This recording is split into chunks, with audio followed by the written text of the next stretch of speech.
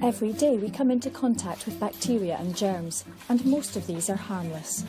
But some can cause infections that make you ill, and of these there are a few that can cause serious harm to you and your baby, so it's important to avoid them if you can.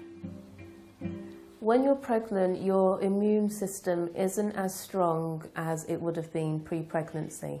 So that might mean that you're more at risk of getting coughs and colds, and more at risk of getting in touch with infection, which can be harmful for you and the baby. One of the ways infections can spread is from person to person.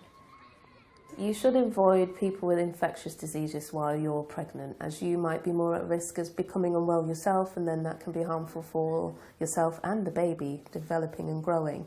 So if someone has a flu, or if they have nausea or vomiting or chicken pox or any other kind of diseases, they're best avoided until they are better. As well as colds and flu, there are other infections that can be spread by coughing and sneezing.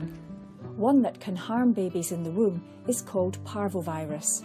It's common in children and can sometimes cause a red rash on the face, so you might hear it called slapped cheek syndrome. If you come into contact with anyone who has it, you should talk to your doctor. There we go. Do you want to have a seat? Another way you can come into contact with germs is handling uncooked food. Washing and peeling fruit and veg can help remove any dirt and germs. Be especially careful with raw meat.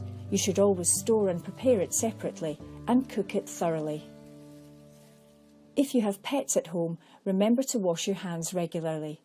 Avoid cleaning the cage or litter tray, especially if you have a cat, as their poo can contain a parasite called toxoplasma that can cause miscarriage or stillbirth. If you do need to do it, remember to wear rubber gloves. Other infections can come from bacteria that can exist in your body at any time. For instance, up to a quarter of women will have bacteria called Group B strep, or GBS, in their vagina in pregnancy. Usually this doesn't cause problems, but a small number of babies develop serious GBS infection, usually in their first 24 hours, but also up to age 3 months. If GBS has been found during your pregnancy, you'll be offered antibiotics given through a drip once labour starts to prevent the infection passing to your baby. Babies infected with GBS will need urgent treatment with antibiotics. Common symptoms are similar to those of other infections and include grunting, being floppy and unresponsive or irritable, not feeding well, high or low temperature, fast or slow heart rate, and fast or slow breathing rate. If your baby has any of these symptoms, it's important they see a doctor as soon as possible. Women might experience more urinary tract infections as well. So you might feel that you generally have pain and discomfort when trying to urinate or to pass water. The most important thing and the best thing you can do for yourself and your developing baby is to seek help. How's it been going?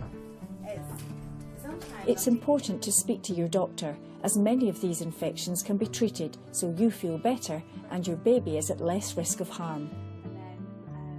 It's also important to look after your sexual health when you're pregnant. If you think you or your partner may have a sexually transmitted infection, you should talk to your midwife, who may put you in touch with a local sexual health clinic.